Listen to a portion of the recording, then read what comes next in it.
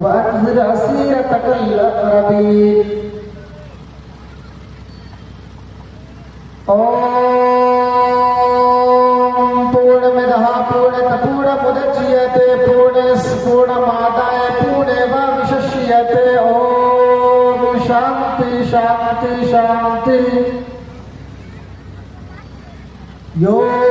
योगीत सतत मान से स्थित एकाग्र चित्तात्मा निराशीय परिग्रह यदा यदा हि धर्मस्य गिलनर भवति भारताभ्युत्थानां धर्मस्कृतात्मानः सृजा हुआ परित्रणाय साधूनां विनाशाय च विकृष्टां धर्मसंस्थापनार्थं भवामि युगे युगे। ओम मंगलम भगवान विष्णु मंगलम गरुड़ध्वजः मंगलम पुंडरीकाक्ष मंगलाय तनोहरि। ओम बुद्धदेवता नमः स्वाहा ओम बुद्धदेवता नमः स्वाहा ओम सूर्यदेवता नमः स्वाहा। यहाँ न पक्षपात क्षणरात वेद पुराण सतमत भागो संवत विक्रम दौ अनंगा महाकोप रस चतुर्पतंगा राजनीति भव्य प्रीति दिखावे आपन मत सबका समझावे सुरंग चतुसुर संचारी किनको वंश भई अनुभारी। तब तक सुंदर मर्दी गोया बिना महामत पार न होया तब से मानव जंतु विकारी समृत नाथ देह व्रतधारी हर सुंदर निर्माण होई तुलसी वचन सद सच होई। अब इस रही समझी वयस्री अमरी वहल उक़दतम मिन लिसानी यफ़क़हू क़ौली वक़्ति ज़िदनी इल्मा। इस अजीब शान स्टेज पर मौजूद निहायत ही बाकर वो मुअज़्ज़ज़ उलमाए किराम लवाडी के अतराफ व अकनाफ से गुजबार से तशरीफ लाए हुए निहायत शामीन हज़रात पर्दे के पीछे बैठी हुई इस्लामी ख़वातीन प्यारी माँ बहनों मुस्तक़बिल को हो रहा है इस बच्चों आपके इस बस्ती में पहली बार आने का मौका मिल रहा है। मैं अल्लाह तबारक व तआला से दुआ कर रहा हूँ जितनी बातें कही जाए कहने वालों को भी और सुनने वालों को भी उस पर हम सबको अमल करने की तौफीक अता फरमाए।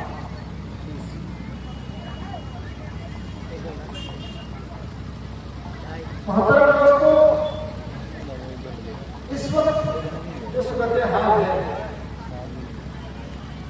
और जिस दौर से हम आप गुजर रहे हैं ये किसी से घटी चिट्ठी की बात नहीं है। आप हक बात करोगे तरह तरह के लोग आएंगे। सिचुएशन हमारे सामने आ चुकी है लोग शिक्षा को तालीम को ग्रहण ना करके वो सुनी बात बोलते हैं और अपनी मनमानी से लेकर गुजारते हैं कि यार यही सही है और उसी पर लोग अमल करते हैं। श्री कृष्ण जी इसी को कहते हैं या शास्त्र बदलने का मौका रहता है न सिद्धि मवापति न सत्संग पुराण गति। वो लोग सिद्धि को पा ही नहीं सकते हैं वो लोग सत्य मार्ग को पा ही नहीं सकते हैं वो लोग पैराडाइज के अंदर जा ही नहीं सकते हैं उसके पास ज्ञान नहीं है। अगर हमें पैराडाइज तलाश करनी है जन्नत तलब करना है और उसके अंदर हमें जाना है तो हमें जरा जाहिर सी बात है पढ़ना पड़ेगा। पढ़ेंगे भाई तब तो जाकर ये पता चलेगा कि मोहम्मद रसूलुल्लाह सल्लल्लाहु अलैहि वसल्लम हमारी नबी है नहीं है। लोग आज लाइब्रेरी में कह देते हैं कि यार मोहम्मद तो हमारे नबी है ही नहीं है और मोहम्मद रसूलुल्लाह सल्लल्लाहु अलैहि वसल्लम को नबी बनाया गया है कि नहीं दिया है हमें नहीं मालूम। उन्हें मालूम होगा भी कैसे? देखो आप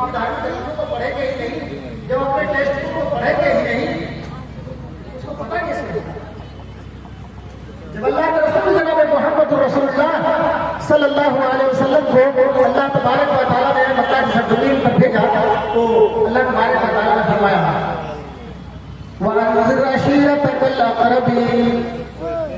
आए मोहम्मदुर रसूलुल्लाह सल्लल्लाहु अलैहि वसल्लम, हमने आपको डराने वाला बनाकर भेजा है, खुशखबरियां देने वाला बनाकर भेजा है।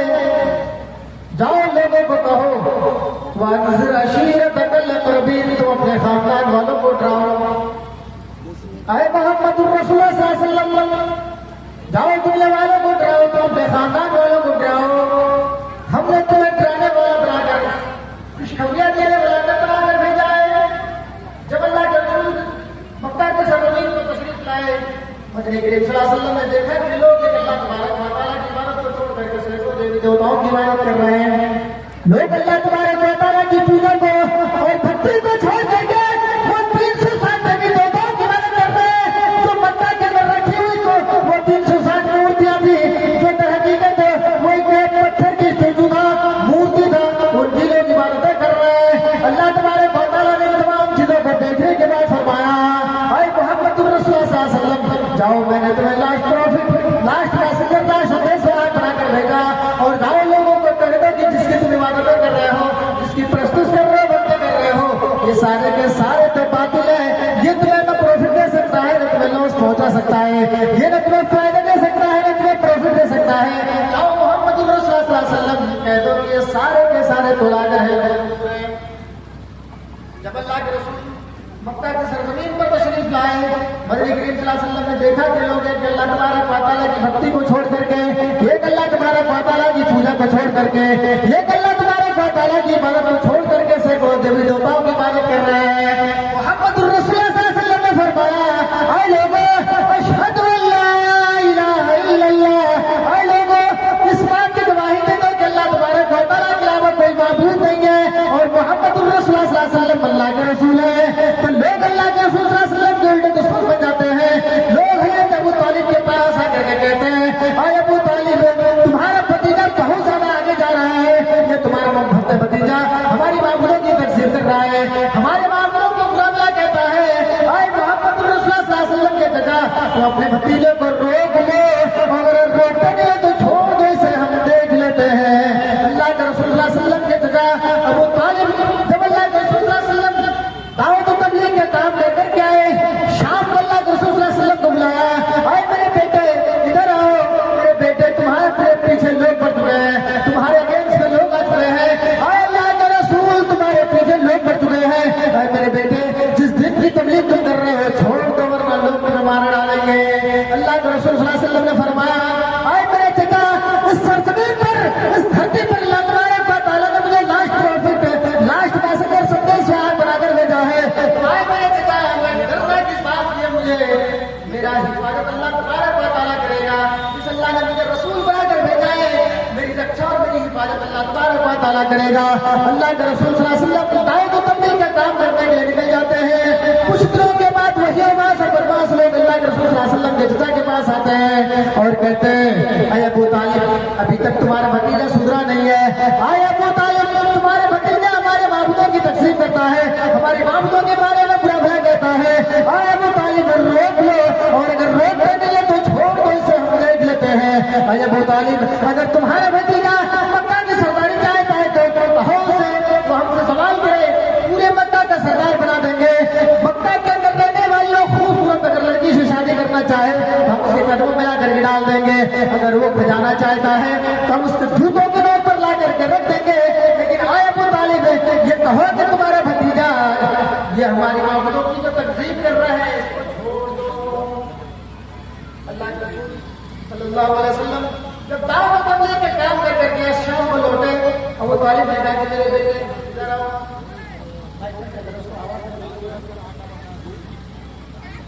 जब वो शाम को लौट के आए, मदनी करीम सल्लल्लाहु अलैहि वसल्लम को बुलाया गया। अबू तालिब ने कहा कि मेरे बेटे इधर आओ। जैसे ही आए, अल्लाह के रसूल सल्लल्लाहु अलैहि वसल्लम से हजरत अबू तालिब ने कहा आए मेरे बेटे भतीजे, आए मेरे बेटे, वही लोग तुम्हारे पास आए थे जो तुमसे पहले हमने कहा था। आए मेरे बेटे, ये लोग तुम्हारे पीछे बहुत ज्यादा पड़ गए हैं। आए मेरे बेटे, अगर मैं ना रहूं तो हो सकता है तुम्हें तकलीफ हो जाए। आए मेरे बेटे, तुम्हें नुकसान पहुंचाए।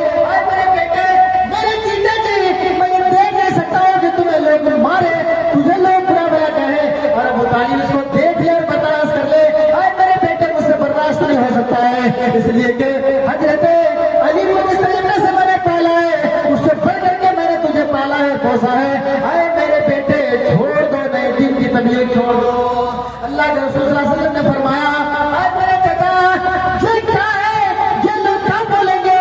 अरे मेरे चचा अगर ये तो मुमकिन हो ही नहीं सकता है, अगर ये मक्का के सरदार लोग और ये कुफर मुशरिकीन अगर मेरे दाएं हाथ मिला करके सूरज रख दे और बाएं हाथ मिला करके चांद रख दे और ये कहे कि तुम दीन की तबलीग छोड़ दो, मुझे मुमकिन तो हो सकता है कि सूरज आकर के मेरे हाथ में रख दे, चांद मिला करके मेरे हाथ में रख दे। अरे मेरे चचा ये मुमकिन तो हो सकता है, लेकिन अरे मेरे चचा ये मुमकिन ही नहीं है कि तेरा भतीजा दीन की तबलीग करना छोड़ दे। ये झूठों मामलों की ये तकसीम करने लगे, ये मामलों को सपोर्ट करने लगे। अरे मेरे चचा ये मैं नहीं कर सकता हूँ। अल्लाह के रसूल सल्लल्लाहु अलैहि वसल्लम की बात सुन करके हजरत अबू तालिब कहते हैं कि मेरे बेटे कोई बात नहीं है, आओ दुनिया वालों के सामने ये अल्लाह तबारक व तआला की आवाज लगाओ, ये अल्लाह तबारक व तआला की पेशगी को ये लोगों के सामने रखो। वही चीज श्रीमद् भागवत पुराण के अंदर लिखा हुआ है, इत्तकलो दत्पराय जनसु खरगड़ धर्म तराय सतवेद वस्वानत ऋषियति। जब लोग गधे जानवरों की तरह जाएंगे और अपनी जिंदगी बनवानी गुजारने लगेंगे, भगवान ऋषि भगवान एक अवतार भेजेगा, भगवान एक नबी भेजेगा, भगवान एक ऋषि भेजेगा।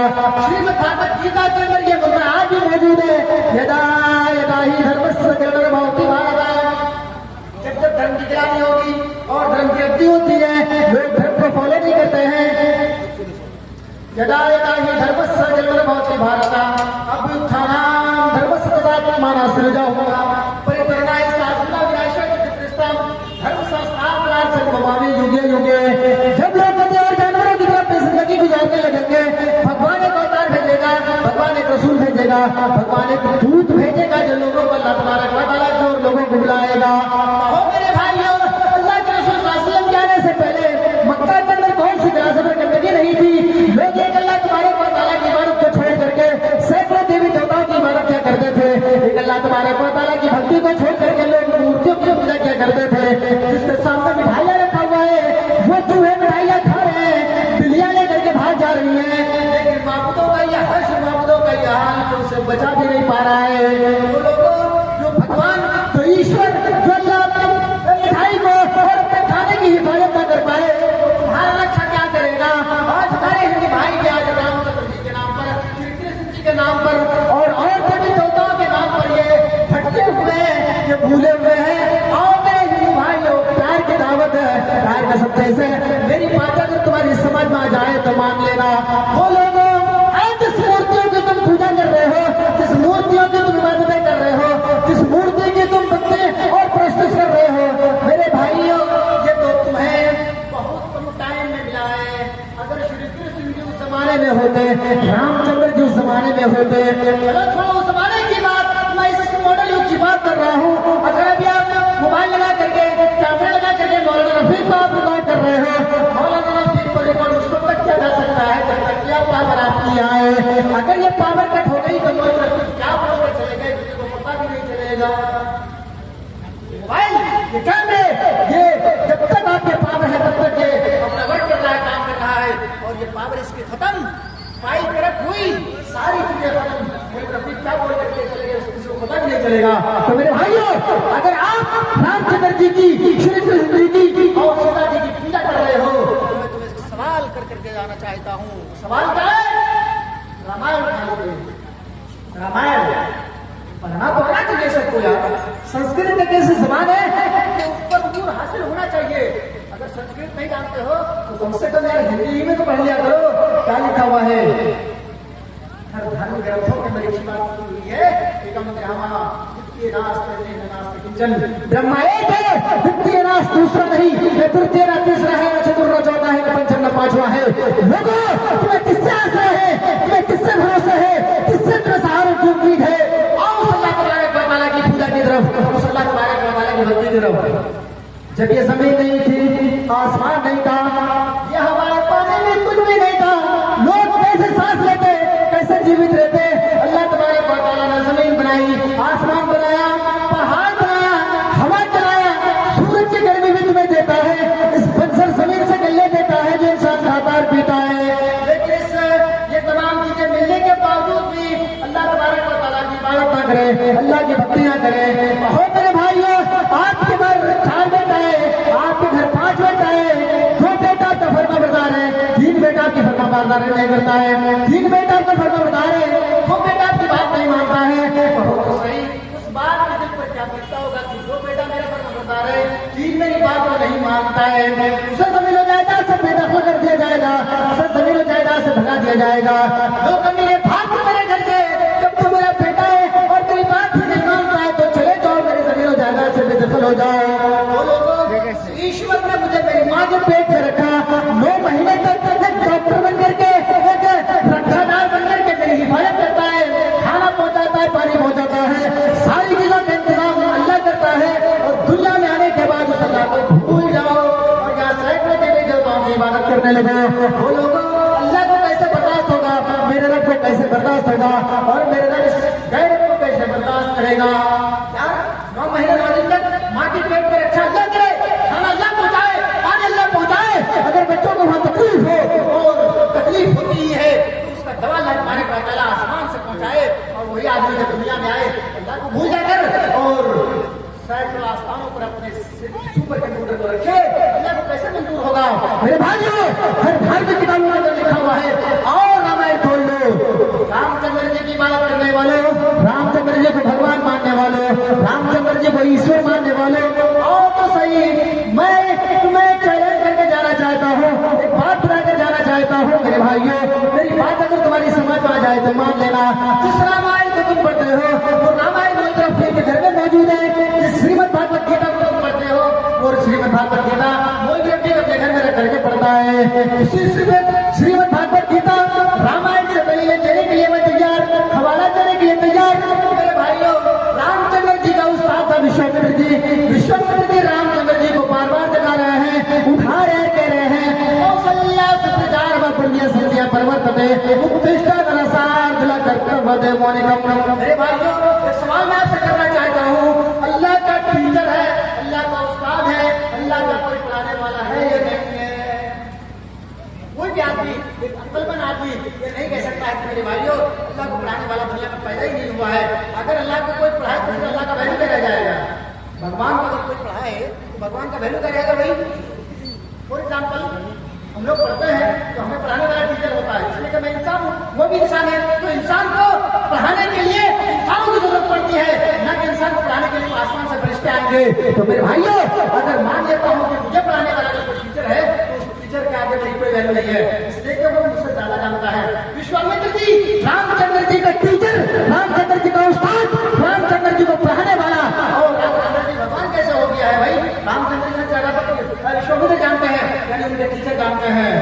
कौशल्या सुप्रजार मां पुण्य संध्या पर्वतते, आए कौशल्या के बेटे, आए कैके के बेटे, सुमित्रा के बेटे, तो शादी कर लो तो कहेंगे यार हम दो हमारे दो, इस नारे ब्राह्मण करो, इस नारे ब्राह्मण करो। रामचंद्र जी के जो पिता थे, जो उसका भाई था, जो उसका बाप था, उनकी 3 पत्नियां थी, 3 पत्नियां, बहुत सुनिएगा, 3 पत्नियां, कैकेयी, सुमित्रा और कौशल्या, ये 3 पत्नियां थी। श्री कृष्ण जी का 16,108 पत्नियां और 16,108 पत्नी में हर पत्नी में 10-10 बच्चे हैं, दिखाने की जिम्मेदारी मैं समझ सकता हूँ। आप समझ सकते हो, इसकी 16,108 पत्नियां गोपियां रही हो और उनके हर गोपियों से 10-10 बच्चे, लड़की एक भी लड़की का कहीं से कहीं नहीं है श्रीमद् भागवत महापुराण के अंदर। तो मेरे भाइयों, जब बेटी का वहां वजूद ही नहीं है, श्री रामचंद्र जी के ये श्री कृष्ण जी के जितने भी औलाद थे जो बेटे बनकर के पैदा हुए थे, उनको लड़की कहां से मिलेगा भाई? मर्द की जिंदगी गुजारना है और जिंदगी बसर करने के लिए औरत की जरूरत पड़ती है। एक मोटरसाइकिल ड्राइव करते हो, क्या सीखेगा? मोटरसाइकिल चलता है क्या? एक साइकिल ड्राइव करते हो, उसमें एक पहिया लगा के तो आप साइकिल चला लेके चला पाएगा? कोई भी आदमी हमें कह दिया हम मोदी साहब एक पहिए में, एक चक्के में हम साइकिल मोटरसाइकिल को भाग देंगे, कर पाएगा? बिल्कुल नहीं। 2 चक्के की जरूरत पड़ेगी। मर्द और मर्द की जिंदगी गुजारने के लिए 2 चक्कों की जरूरत पड़ती है, यानी औरत और मर्द का होना अनिवार्य है। श्री कृष्ण जी का जो बच्चे थे 16,108 गोपियों में से, पत्नियों में से, और सबों में बेटा ही पैदा हुआ, तो लड़की कहां से लाया? लड़की कहां से? लड़की का कहीं से ही नहीं है।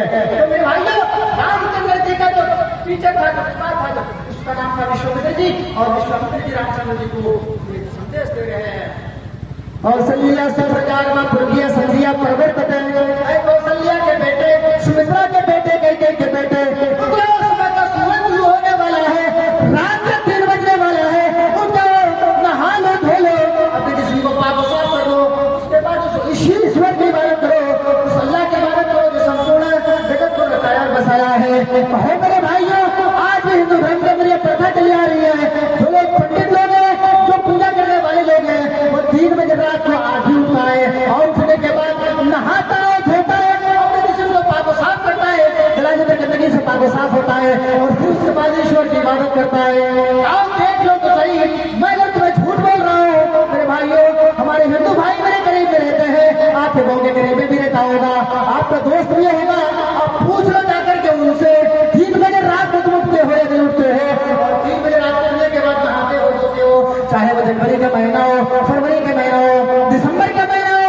काफी बड़ी ठंडी क्यों ना हो, वो ठंडियों में, इतनी गर्मी में, चाहे शरीर ठंडी हो, ठंडियों में भी उठ रहा है, और उठने के बाद नहाता है, धोता है, अपने जिस्म को पाक साफ करता है, उसके बाद जाकर के ईश्वर के सामने माथा टेकता है और ये मंत्र पढ़ता है, ओम भूर्भुवः स्वाहा तत्सवितुर्वरेण्यं भर्गो देवस्य धीमहि धियो न प्रचोदयात्। मेरे भाइयों, जब तुम मूर्ति के सामने खड़े होते हो और दोनों हाथ को अपने सीने पर जोड़ लेते हो, तो तुम आंखें बंद क्यों करते हो? आंखें बंद करने का मतलब क्या है? लोग कहेंगे कि यार आंखें बंद करने से हम मूर्ति की पूजा तो नहीं कर रहे हैं, मूर्ति की इबादत तो नहीं कर रहे हैं, लेकिन हम अपने जहन की कसौटी पर रखते हैं, ईश्वर ऐसा नहीं होगा, बल्कि इससे बेहतर ईश्वर होगा, बस एक कसौटी अपने जहन पर रखते हैं। मेरे भाइयों, उसी को जनाब मोहम्मद रसूलुल्लाह सल्लल्लाहु अलैहि वसल्लम ने फरमाया, ताअबुदल्लाह ताअन्नका तराह फइल्लम तकुन तराहु फइन्नहु यराक। आए लोगों, जब अल्लाह तबारक व तआला की पूजा करने के लिए खड़े हो जाओ, अल्लाह की इबादत करने के लिए खड़े हो जाओ, तो दोनों निगाहों को, इन आंखों को सजदे की जगह पर रखो, निगाहें सजदे की जगह पर होनी चाहिए। ताअबुदल्लाह ताअन्नका तराह फइल्लम तकुन तराहु फइन्नहु यराक। जब तुम ईश्वर की इबादत करने के लिए खड़े हो जाओ, ये सोचो कि ईश्वर को हम देख रहे हैं, बल्कि तुम अल्लाह को नहीं देखते हो, अल्लाह तुम्हें देख रहा है। जब मूर्ति को आगे रखने के बाद तुम अपने दोनों हाथ को सिरे पर जोड़ते हो और अपनी आंखें बंद कर लेते हो, तो मूर्ति रखने का जरूरत क्या है? हटा दो मूर्तियों को। मेरे भाइयों, तुम्हारी किताबों के अंदर मूर्ति पूजा का खंडन किया गया है।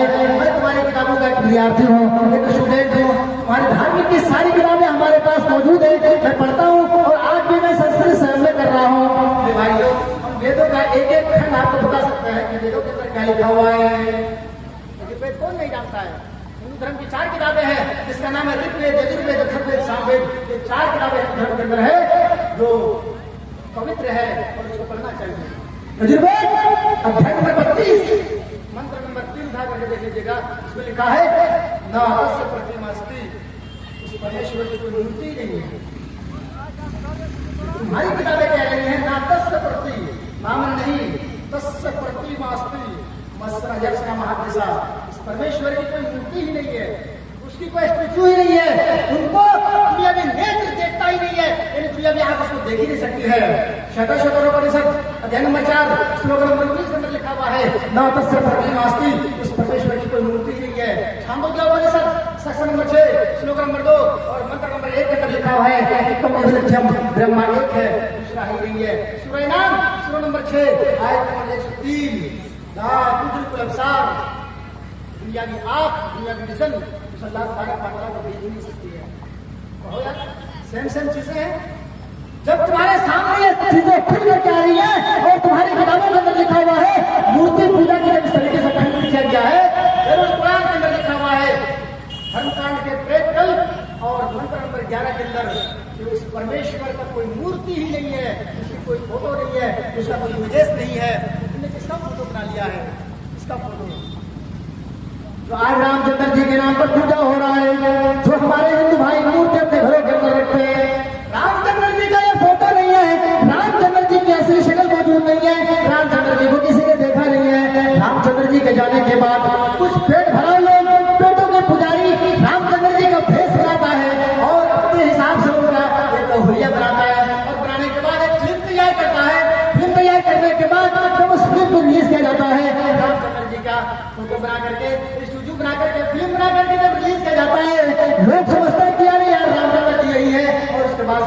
जी की पूजा होने लगी है। पर हकीकत रामचंद्र जी की पूजा नहीं हो रही है, पूजा तो उसकी हो रही है जिन्होंने फिल्म बनाया, जिसने पिक्चर बनाई, उसका तो खुद तो पूजा कर रहे हो। रामचंद्र जी ऊपर से भी सोचता होगा कभी ना मेरे नाम पर इतना बड़ा फ्रॉड, रामचंद्र जी भी सोचता होगा ऊपर से मेरे नाम पर इतना बड़ा फ्रॉड हो रहा है।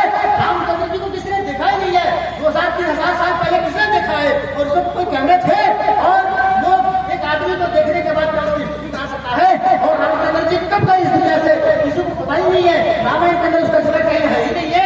रामचंद्र जी का फोटो और उसकी स्टडी तुमने कैसे बना लिया, उसका इमेजेस कैसे बना लिया है। मेरे भाइयों जरूर असली में जो है डालडा मिलाया गया है, असली में डालडा, यहाँ तो बड़े बड़े असली में डालडा मिलाया गया है, बड़े बड़े चीजों के अंदर जबरथी, और जनाजा लेकर जाया जाता है शमशान घाट के अंदर। शमशान आप देखते हो लिखा होगा, हम लोग लिखते हैं कब्रिस्तान, तो लिखता है शमशान। शमशान नहीं होता बल्कि शहनशान होता है। जबरथी लेकर जाया जाता है जनाजा, पूजा करता है, राम नाम सत्य है, राम नाम सत्य है, राम नाम सत्य है, 100% गलत है। राम राम सत्य है, राम का राम सत्य है ऊपर वाला। जब रामचंद्र जी की पत्नी सीता को हरण करके रावण लेके भागा था और हनुमान लक्ष्मण खोज कर लाए थे, तो रामचंद्र जी की पत्नी को, रामचंद्र जी की पत्नी जब सीता जी देखी रामचंद्र जी को तो फौरन उसके सामने झुकी और पैर छूने के लिए गई, तो रामचंद्र जी बाप पकड़ उठा देकर कहते हैं राम रामाय नमः, राम रामाय सत्यम अस्ति। आए पत्नी, ओ मेरी बीवी, आए मेरी वाइफ, उस राम के सामने जो तेरे राम का नाम है ऊपर वाला, राम रामाय नमः। मैं संस्कृत का भी आदमी इसलिए मैं एक चीज का वर्णन करके सुना सकता हूँ, राम रामाय नमः, राम रामाय सत्यम अस्ति। इस मस्ती को राम के सामने क्यों पा रही हो, इसके सामने क्यों देख रही हो, राम रामाय नमः, उस राम के सामने जो तेरे राम का नाम है ऊपर वाला। भाइयों रामचंद्र की तालीम दे रहे अपनी बीवी को, झुकना है तो ईश्वर के सामने जो, उस अल्लाह के सामने जो। यहाँ क्या रखा हुआ है, ये सारे के सारे तो पूरे तुम्हें कुछ नहीं दे सकता है। आज भी हिंदू धर्म के अंदर प्रथा चली आ रही है, छोटे छोटे बच्चे तो बड़े लोगों को देखें तो फौरन कहेंगे प्रणाम नमस्कार नमस्कार, हाँ इस तरीके से, और झुक जाता है। जब मैं कॉलेज जाता था और कॉलेज के अंदर जब मैं कहीं बैठा रहता था, छोटे छोटे जितने बच्चे आते थे वो समझते थे कि मैं टीचर हूँ, और फौरन मेरा पैर झुक जाता था। मैंने कहा बेटा छुना नहीं चाहिए, नहीं छूना चाहिए, वहां भी मैंने को एक दर्श दिया है। तो मेरे भाइयों किसी के सामने झुकना और इस ऊपर कंप्यूटर को पूरी बॉडी के ऊपर में रखने का मतलब क्या होता है, पूरी बॉडी के अंदर ये सर, ये माथा, ये कंप्यूटर जानते हैं, पूरी बॉडी के ऊपर रखने का मतलब यह है सर्वश्रेष्ठ। सर्वश्रेष्ठ का मतलब कहते हैं उर्दू में आला, मतलब सर सबसे ऊपर है, आला। सुभान रब्बियल आला, पाक है मेरा रब जो सबसे ऊपर है, सबसे बुलंद है। और आप हर नमाज के अंदर पढ़ते हैं सुभान रब्बियल अज़ीम, सुभान रब्बियल आला।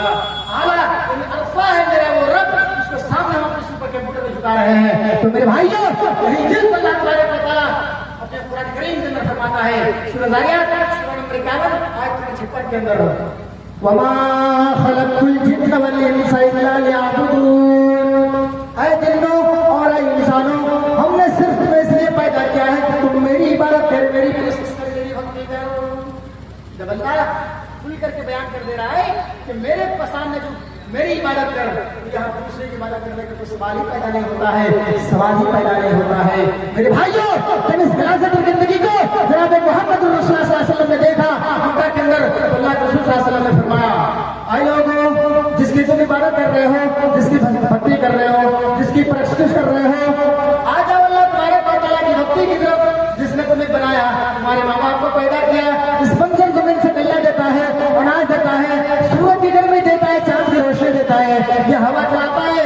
कहो मेरे भाइयों ये हमारा लाइट जल रहा है, मरकरी जल रही है, ये माइक काम कर रहा है, बिजली आती है, बिजली के करंट की वजह से हमारा सारा काम चलता है। सरकार का एक आदमी आता है, कंपनी की एक आदमी आती है, और आदमी आने के बाद आपका बिल का फोटो करता है, 500 रुपए का बिल निकाल करके दे देता है।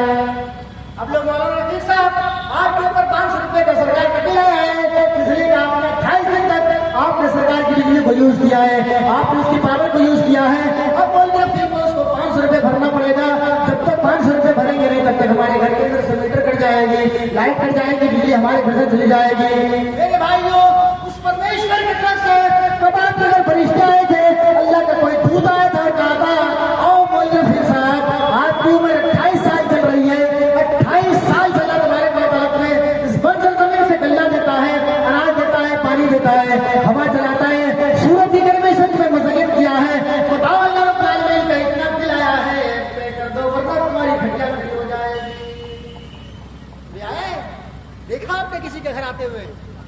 सरकार क्या आता है, एक आदमी, एक उसका नौकर, एक सर्वेंट आता है 28 दिन के दिन और आपका फोटो का मीटर करता है, मीटर का फोटो कर करके 500 रुपये 1000 रुपये का बिल निकाल करके दे देता है और कहता है कि इसको भरो, जब तक भरोगे तुम्हारी घर से बिजली गायब, जब तक तुम नहीं भरोगे बिजली खत्म। अल्लाह की तरफ से कभी आया है? अल्लाह कहा है कि लाओ हमें बिल दो। यह हार्ड जिसको अल्लाह तबारक व तआला संभाल रखा है, एक हार्ड को संभालने की एक आदमी बेचारा हार्ट का मरीज था और वो गया था हॉस्पिटल के अंदर, तो 10-15 मिनट 20 मिनट तक डॉक्टरों ने उसके हार्ट को संभाला, चेकअप किया, दिल को खोला और फिर उसी जगह पर उसको दिया। उसके बाद उसको पर्ची दे दी गई कि लो इतना तुम्हारे पर बुलाया है। रोने लगा है, रोने लगा। अरे यार 10-15 मिनट 20 मिनट तुमने वर्क किया, मेरे दिल को हार्ट को संभाला और उसके बाद तुम 10-15 लाख हमें बिल दे रहे हो। डॉक्टरों ने सोचा कि हो सकता है कि इसके पास पैसा नहीं होगा, गरीब आदमी होगा, 15-20 लाख रुपए मायने रखता है, नॉर्मल आदमी 15-20 लाख रुपए पूरी जिंदगी में कमा नहीं पाता है। उसने गया और इस बिल को फाड़ने के बाद कंप्यूटर से दूसरा बिल निकाला और 5 लाख का बिल आकर के दे दिया। लोग 5 लाख में 5 लाख मैंने डिस्काउंट कर दिया, 5 लाख हमारा। उसने कहा कि मेरे भाई मैं इसलिए नहीं कर रहा हूँ कि तुम्हारा 10 लाख का बिल है या 50 लाख का बिल है, 100 लाख का बिल है, 1 करोड़ 1.5 करोड़ का बिल है, मैं इसलिए रो रहा हूँ। उस अल्लाह तबारक व तआला ने मुझे 90 साल से मेरे हाथ को संभाला और मुझे सही सलामत चलने का मुझे प्रेरणा दिया और चलाया। उस अल्लाह तबारक व तआला की तरफ से मेरे पास कोई लेटर लेकर के नहीं आया कि इतने दिन का इतना बिल हुआ है। कहो मेरे भाइयों, अंदाजा लगाओ, गौर करो मेरे भाइयों, अल्लाह तबारक व तआला को खिलाता है, पिलाता है, सारी चीजों का इंतजाम और अल्लाह रब्बुल आलमीन करता है, लेकिन आज उसकी इबादत नहीं कर पा रहे हैं, उसकी पूजा नहीं कर पा रहे, भक्ति नहीं कर पा रहे हैं। 5 टाइम की नमाजें हम और आप पढ़ते हैं, ये 5 टाइम की नमाजें मेरे भाइयों पहले 50 टाइम की नमाजें पढ़ दी गई थी। जब अल्लाह तबारक व तआला ने अपने हबीब मोहम्मद रसूलुल्लाह सल्लल्लाहु अलैहि वसल्लम को बुलाया, अपने दोस्त को बुलाया, दावत दी, सुब्हानल्लज़ी असरा बिअब्दिही लैलन मिनल मस्जिदिल हराम इलल मस्जिदिल अक़सा। जाओ मेरे रसूल को, मेरे नबी को, मेरे दोस्त को बुला करके ले आओ। जब अल्लाह के रसूल सल्लल्लाहु अलैहि वसल्लम के पास अगर जिब्रील अमीन पहुंचे, अल्लाह के रसूल सल्लल्लाहु अलैहि वसल्लम से कहा कि अल्लाह के रसूल चलिए, अल्लाह रब्बुल आलमीन आपको बुलाया है, तो मुझे करीम सल्लल्लाहु अलैहि वसल्लम तैयार हो गए जाने के लिए और खुशी खुशी चलने लगे। तो मेरे भाई जो अल्लाह के रसूल सल्लल्लाहु अलैहि वसल्लम को मस्जिद हराम से मस्जिद अक़सा तक शहर कराया गया, वहां पर जिब्रील बुर्राक लेकर के आए। बुर्राक पर सवार होने के बाद पहले आसमान, दूसरे, तीसरे छठे और 7 आसमान के पास पहुंचने के बाद अल्लाह तबारक व तआला ने अपने हबीब को 3 तोहफे अता किए। 3 तोहफा, उनमें से पहला तोहफा ये था 50 सलात कुल्ल यौमिन, 50 नमाज। बताइए, अल्लाह की तरफ से किसी को मुफ्त मिले, तोहफा मिला, तो क्या वो इनकार करेगा? अगर मैं आपको एक कलम दूं गिफ्ट में, तो आप कहेंगे मौलाना रफीक साहब ने हमें एक कलम गिफ्ट में दिया है, तो आप खुशी खुशी स्वीकार कर लेंगे, एक्सेप्ट कर लेंगे, कबूल कर लेंगे। तो बदरे करीम सल्लल्लाहु अलैहि वसल्लम को अल्लाह तबारक व तआला की तरफ से तोहफा मिलता है, एक गिफ्ट मिलता है। मोहम्मद 50 सलात कुल्ल यौमिन, हमने आपके ऊपर 50 टाइम की नमाजें फर्ज कर दी। ये नमाज हजरत मोहम्मद सल्लल्लाहु अलैहि वसल्लम लेकर के आए। हजरत मूसा अलैहिस्सलाम से मुलाकात हो गई। मूसा अलैहिस्सलाम ने कहा कि बताओ मेरे भाई, अल्लाह तबारक व तआला ने आपको बुलाया था, दावत दिया था, क्या दिया है अल्लाह रब्बुल आलमीन? कहा कि 50 सलात कुल्ल यौमिन, और मेरे भाई अल्लाह ने 50 टाइम की नमाजें मेरे उम्मत के लोगों पर फर्ज कर दिया है। मूसा अलैहिस्सलाम ने कहा, और मेरे दोस्त, हमारी उम्मत के लोगों से तुम्हारी उम्मत के लोग कमजोर होंगे, नहीं पढ़ पाएगी 50 टाइम की नमाजें, अल्लाह रब्बुल आलमीन के पास अर्ज करो। अल्लाह के रसूल सल्लल्लाहु अलैहि वसल्लम उम्मत के नाम सुनता है, डर जाता है, हाथ जाता है, ठंडा जाता है और अल्लाह तबारक व तआला के पास पहुंचता है। पहुंचने के बाद कहता है, अल्लाह मेरी उम्मत के लोग 50 टाइम की नमाज नहीं पढ़ सकती है। बताओ, अगर 50 टाइम की नमाजें हमारे पर फर्ज हुई होती आज तक, मैं समझता हूँ 1% भी मस्जिद में लोग नहीं होगी, 1%। जानते क्यों? 5 टाइम की नमाजें जब लोग नहीं पढ़ पा रहे हैं, 50 टाइम करीब 50 टाइम के बाद हमारी बीवी है, बच्चे हैं, मेहनत करता है उनके लिए, सब कुछ करता है। मेरे भाइयों, ये सारी जिंदगी और ये जो सारे तुम्हारे पास दौलतें हैं, ये सारे दौलतों का ढेर, ये तुम्हारे लिए मलबे का ढेर बन जाएगा और जब तुम्हारी रूह को दूसरे से बर्बाद कर जाएगी और अल्लाह तबारक के पास पहुंचोगे, ये सारे के सारे तुम्हारे मलबे के ढेर नजर आएंगे, कोई प्रॉफिट नजर नहीं आएगा। भाइयों, तो उस अल्लाह तबारक व तआला की इबादत करिए। मेरे कहने का मतलब ये था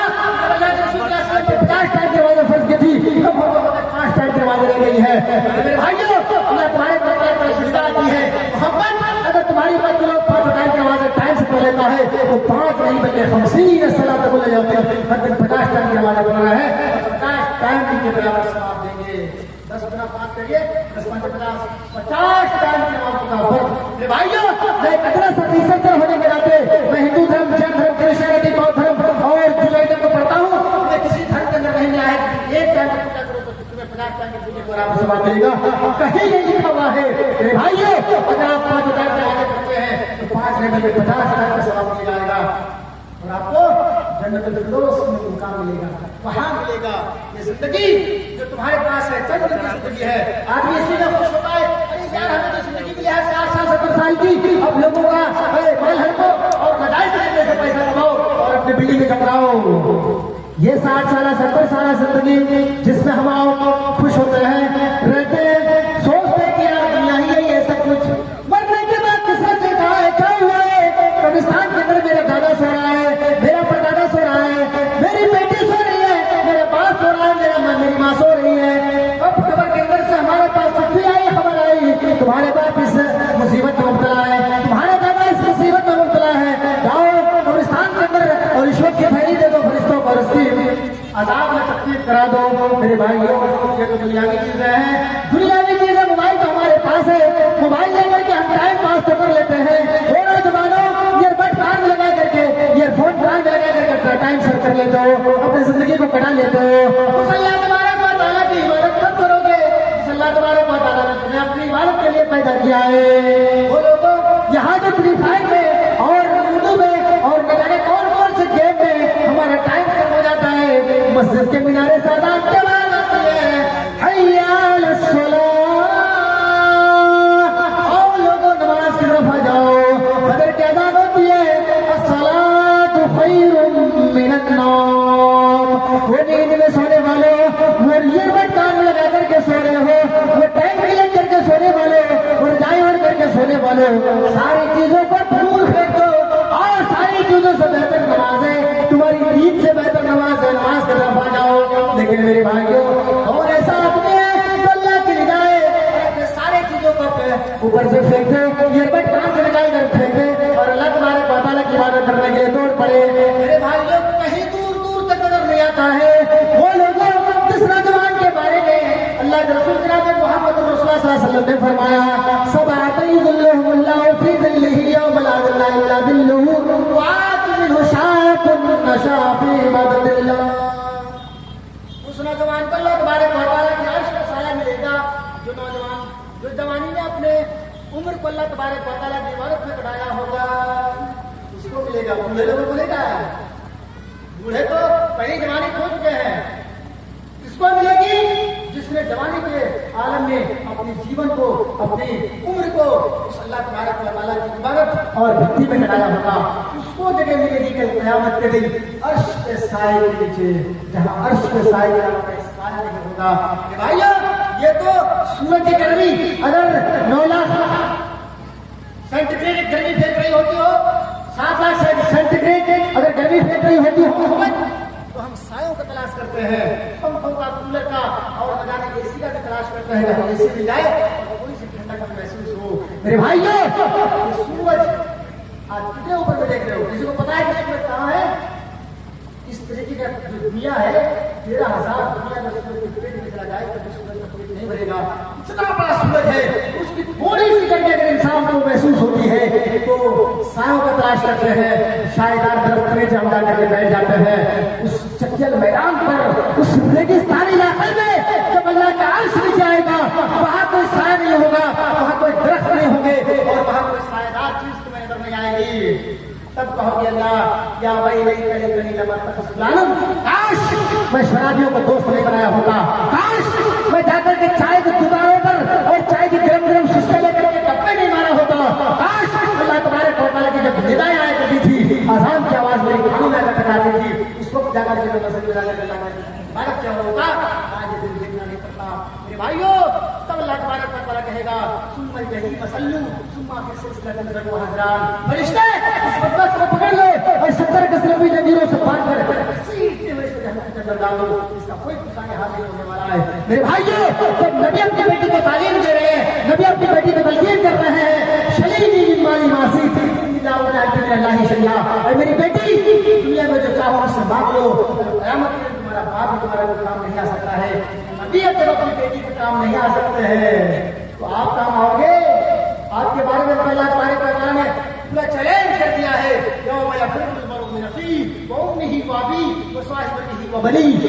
बीवी शौहर से भागेगा, शौहर बीवी से भागेंगे, बेटे बेटियां सारे के सारे दूसरे से छूट हो जाएंगे, कोई किसी का कुछ आने हाल नहीं होने वाला है, खाने वाला है। मेरे भाइयों, अपने बच्चों के लिए मेहनत करने वालों, अपनी बीवियों को खुश करने के लिए दिन रात को एक कर देने वालों, अगर बीवी कहती है कि जाओ और बिहार के मार्केट से हमारे लिए लहंगा और न जाने कौन कौन सी चीजें आज जो राइस होती चली आ रही है उसको ले आओ, उसकी जबान से निकलती भी नहीं है, उससे पहले तुम दौड़ पड़ो बिहार के मार्केट और जाकर के लहंगा लेकर के आते हो जो तुम्हें बहुत महंगे में मिलती है। बीवी थोड़ी सी अगर बोली कि यार हमें लहंगा चाहिए, फला की शादी है, हमें उसमें जाना है, यहाँ घर में बिजली बंद करके रहती है, देखो तो यार खाना जो है अंदर नहीं जाता, और जब उस जाएगी शादियों में मार्केटिंग करने के लिए या कहीं शॉपिंग करने के लिए तो हीरोइन का अम्मा बन करके जाएंगे, हीरोइन का अम्मा आधा में तो गोबर देगी, गोबर रेड रेड कलर की होती गोबर आधा देगी, और उसके फेस पर इस तरीके से हाथ मारो तो यार तुम्हारे हाथ भर जाएंगे, इस तरीके से वो गोबर करके जाती है। वहां तक जाएगी तो गोबर करने के बाद और जब शौहर के पास रहेगी तो बिजली बन करके, बिजली बन करके। मेरी माए, मेरी बहनें, अगर आप सुन रही हो तो और से सुनो, तुम्हें तुम्हारे ऊपर तुम्हारे शौहर को अल्लाह ने हाकिम करार दिया है, और रिजाल कव्वामून अला निसा, तुम्हारी औरत उसके ऊपर तुम्हारा हक है, तुम उसके ऊपर हाकिम हो, तुम जिस तरीके से चाहो चला सकते हो। यहाँ उल्टी गंगा बह रही है, उल्टी गंगा। पहले मैं सुना करता था और हमारे दादा लोग बोला करते थे कि अगर बस्ती के अंदर गांव के अंदर कोई अजनबी निमक आ जाता था तो औरतें बोला करती थी अरे यार ठाको ये बाहर में आए इधर बाहर आदमी है, अजनबी आदमी है, हाँ जाओ तो बाहर जाया करती थी। आज वही औरत जाकर मार्केटिंग का, बाजारों का, दुकानों का जिक्र करके खरीदे हैं। मेरे घर के बगल में 4 किलोमीटर के डिस्टेंस में एक दुकान है जेवर का, ज्वेलर्स का दुकान। उस दुकान के अंदर मेरे भाई जब भी मैं जाता हूँ हमें मुस्लिम लड़कियों को अलावा आज तक मैंने नहीं देखा है, अल्लाह गवाह है, रात में 2 सवा 2 बजे बोल रहा हूँ मैं, एक भी गैर मुस्लिम लड़कियां नजर नहीं आती है, सारी के सारी मुस्लिम लड़कियां। मैं प्रयाग में तकरीर करता हूँ उसको अच्छी तरीके से मैं धो देता हूँ, पहन देता हूँ। भाइयों, तुम्हारी बीवी को तुमसे कहे कि चलो मार्केटिंग करते हैं तो तुम तैयार हो जाओ, और अल्लाह के कानून को तोड़ करके, अल्लाह के रस्सी को तोड़ करके तुम अपनी बीवी की बात मान करके जाओ मार्केटिंग के अंदर और जीनत बनाओ बाजार का। अल्लाह तबारक व तआला फरमाता है वक़र्न फी बुयूतिकुन्ना वला तबर्रजना तबर्रुजल जाहिलियतिल ऊला। ऐ नौजवानों, ऐ मोमिन घर के औरतों, ऐ मर्दों, तुम्हारी बीवी तुम्हारे घर के 4 दीवारों के अंदर रहनी चाहिए, तुम्हारी बीवी को 4 दीवारों के अंदर रखो। कुल्लिल मुमिनाति यग़्ज़ुना मिन अब्सारिहिन्ना व यहफ़ज़्ना फुरूजहुन्ना वला युबदीना ज़ीनतहुन्ना। मेरे भाइयों, आज आप सिंगार करके निकलती है औरत, ब्लाउज सिंगार कर करके और अपने से को देना चाहे करके निकलती है। अल्लाह तुम्हारे मौलाना ने 1400 साल पहले तुम्हें शोले दे दिया है, तुम्हें वार्निंग दे दिया है। मौलाना रफी क्या तकरीर कर रहे हैं और मौलाना रफी के पास 2 बॉडीगार्ड मौजूद है। जब तक ये 2 बॉडीगार्ड हमारे पास मौजूद है, मौलाना रफी की जिंदगी अच्छी तरीके से चल रही है। ये दोनों बॉडीगार्ड देकर के भाग गए, मौलाना रफी को कोई भी शूट कर सकता है, कोई भी मार सकता है। यही चीज अल्लाह तबारक व तआला 1400 साल पहले फरमाता है कुल्लिल मुमिनाति यग़्ज़ुना मिन अब्सारिहिन्ना व यहफ़ज़्ना फुरूजहुन्ना व ला युबदीना ज़ीनतहुन्ना। ऐ औरतों और मोमिन औरतों, ऐ नबी के घर के औरतों, अल्लाह तबारक व तआला ने जो बॉडीगार्ड दिया है वो बॉडीगार्ड क्या है?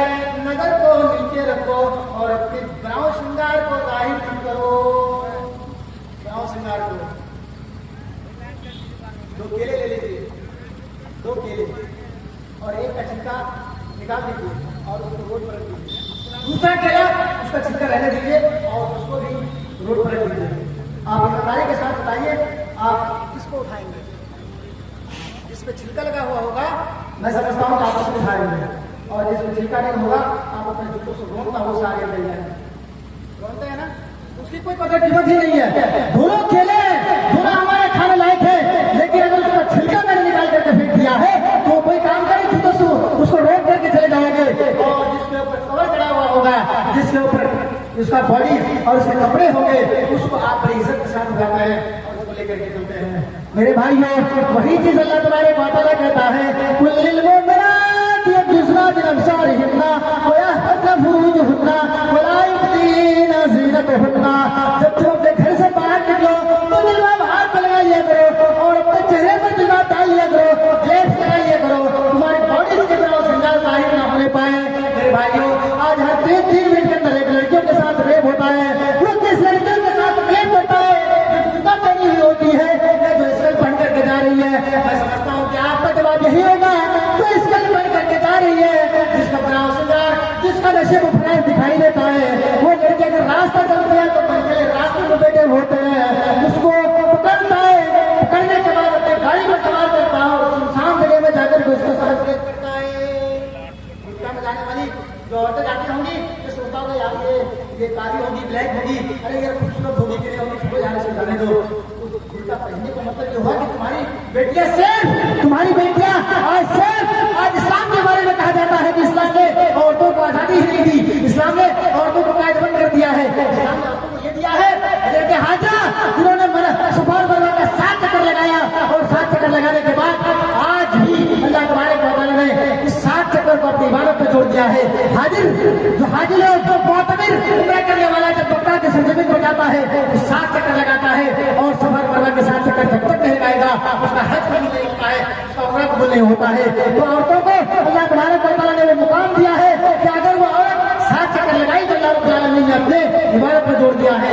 आज कहता है कि औरतों को इस्लाम ने आजादी ही नहीं दी है। तुम आजादी की कौन सी बात कर रहे हो? ये आजादी, एक भेड़िया आता है और बकरियों को रेवड़ में करके कहता है तुम्हारा मालिक तुझे बांध कर रखता है, तुम्हें खाना नहीं देता है, पानी नहीं देता है, अरे तुम चिल्लाओ मैं करो, आजादी हासिल करो, जंगलों में आओ, हरे भरे घास होंगे, हरी सब्जियां होंगी, खाओगी पियोगी, आराम के साथ जिंदगी गुजारोगी। बकरियां भेड़ों की बातों में आ जाती है और अपने मालिक से इख्तियार करने लगती है। मालिक ने कहा क्या हुआ? कहा कि मुझे छोड़ो, हमें आजाद करो, हमें तुम्हारी गुलामी नहीं चाहिए, तुम्हारे यहाँ सूखी रोटी मिल रही है, सूखे चारे मिल रहे हैं, अरे हम तो जंगलों में जाएंगे, हरे भरे घास होंगे, खाएंगे पिएंगे, आराम के साथ जिंदगी गुजारेंगे। बूढ़ी बकरी पकड़े में जा रही है, बकरियों से कहती है अरे मेरी बेटियों, मेरी बहनों, ये भेड़िया तुम्हारा दुश्मन है, इस भेड़िए के साथ मत जाओ और इनकी बातों में बताओ, यहाँ पर सेफ हो, महफूज हो, जो तुम्हें सूखी रोटी मिल रही है उसी को खाओ पियो और अपनी जिंदगी बसर करो। भेड़िया तुम्हारा दुश्मन है। बकरियां कहने लगी अम्मा तुम तो बुद्धि हो चुकी है, पूरा अपनी जिंदगी गुजार ली है, हमें तो अपनी जिंदगी अभी गुजारना पड़ेगा, हमें अपनी जिंदगी का जो लाइफ है उसे गुजारनी होगी, तुम्हारी बातों में कौन आता है? ये बकरियां मैं करने लगी। मालिक ने बेचारा गुस्सा हो जाता है और बकरियों की मैं की आवाज सुन करके उनके रस्से खोल देते हैं, उनके रस्से खोल देता है। बकरियां जश्न मनाते हुए जंगलों में पहुंचती है। 1 दिन 2 दिन 3रे दिन 14 दिन भेड़िया ताक लगाए हुए बैठे जैसे ही बकरियों को देखता है, बकरियों को पंजा निकाल करके फाड़ता है, खा जाता है। वो सूखी बकरी, बूढ़ी बकरी बेचारी माली के पास दिखाई देती है, सारी की सारी बकरियां फाड़ दी गई, चीर दी गई और उसको खा लिया गया। मेरी माँ, मेरी बहनों, अगर तुम आजादी की बात करते हो, आजादी निष्ठा की बात करते हो, हमें बताओ तो सही क्या होते हैं आजादी निष्ठा में कौन सा सेफ है? फिल्मी दुनिया में चले जाओ तो हीरोइन के साथ डायरेक्टर खिलवाड़ करता है, हीरोज के साथ डायरेक्टर और हीरो उन लड़कियों की इज्जतों से खेलता है। अगर किसी आदमी की पर्सनल सेक्रेटरी बनती हो वो भी तुम्हारा शारीरिक शोषण करता है। तुम्हें कहाँ तुम सेफ हो? हमें तो दूर दूर तक नजर नहीं आता है। हमें तो इस्लाम ही एक ऐसा मजहब है कि वहाँ तुम्हें सुकून मिलता है, वहाँ तुम्हें हमें सेफ मिलता है। और मैं देखता हूँ मेरे भाइयों, हमारे हिंदू भाइयों के घर के औरतों को देखो, वो जाती है मार्केटिंग करने के लिए, जाती है घास काटने के लिए, जाती है मशीन की तरह वो काम करती है। मेरे घर के अंदर भी औरतें हैं, कहो तो एक वर्ड उसके बारे में इस्तेमाल करके देखो और बोल करके देखो कि इसकी औरतें घर से बाहर गई है। मेरे भाइयों, इस्लाम के मानने वाले और इस्लाम के पैरोकार औरतों को घर से बाहर निकालने नहीं देता है और वो कुरान पर ईमान पर अमल करता है। मगर कभी भी मेरे भाइयों, ये सारी चीजें जो मैंने इस्लाम के ताल्लुक से बताया है, जरूरत है हमें उस वक्त काम कीजिए जब हिंदू लोग जगे हुए हो, जब सारे लोग मौजूद हो, उस वक्त बोलने में काम आए और काम आता है। अभी इस वक्त इलेक्ट्रिसिटी लॉस है और इस मौके पर अगर किसी को न चिल्लाने के लिए टाइम दे दिया जाता है। भाइयों ये अच्छा नहीं होता है, हमें उस वक्त टाइम दीजिए तब उन लोगों को सुनाया जाए तो उन्हें फायदा हो। आपको मेरे अंदर से क्या फायदा, रामायण गीता से क्या फायदा। भाइयों अभी तकरीबन 1.5 घंटे हो चुके हैं और 1.5 घंटों से मैं बोल रहा हूँ। अभी 2:26 हो चुका है, मुझे भी सफर करना है और प्रोग्राम संसद प्रोग्राम चले आ रहे हैं, फिर कल का भी प्रोग्राम मेरा है, फिर हमें निकलना है। मेरे भाइयों मैं दुआ करता हूं अल्लाह तबारक व तआला से, अल्लाह रब्बुल आलमीन हमें हासिदीन के हसद से और जालिमों की जुल्म से अल्लाह तआला बचा ले। या आलमीन हमें इस्लाम के लिए चुन ले। ऐ अल्लाह जब तक मैं जिंदा रहूं और हम इस दुनिया के अंदर जीवित रहे तो हमें इस्लाम की तरफ और इस्लाम के बारे में बताने वाला बना। ऐ अल्लाह जब हमारा खाना और ईमान का खैर हो, आमीन। दावाना अल्हम्दुलिल्लाह रब्बिल आलमीन। अस्सलामु अलैकुम व रहमतुल्लाहि व बरकातहू।